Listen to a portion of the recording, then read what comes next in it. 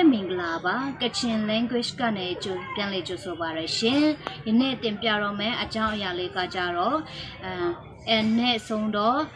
အငင်းဝဟာရအများဖြစ်ပါတယ်ရှင်တနည်းကလောင်မီပိုင်မနငေဖဲဂရန်ကကြမနာလမ်ကိုနာ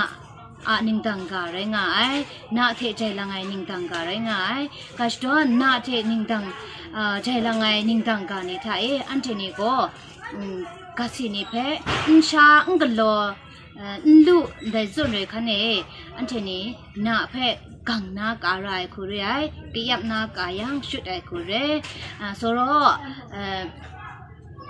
အန်ကိုနာကိုအငင်းဝဟာရများဖြင့်သုံးမယ်ဆိုရင်ဆိုရဲအတန်ကိုထွက်ပါတယ်တခုခုမစားချင်ဘူးဆိုရင်ချာအိုင်ဆိုတော့ကအင်းရှာဆိုတဲ့စကလုံးအငင်းဝဟာရဖြစ်တဲ့အတွက်ကြောင့်မို့အင်းရှာဆိုတဲ့စကလုံးကိုရှားနေပေါ့နော်ပေါင်းပြီးမှရေးလို့မရပါဘူးဒါကို gap တွင်ထားပြီးမှရေးရမှာဖြစ်ပါတယ်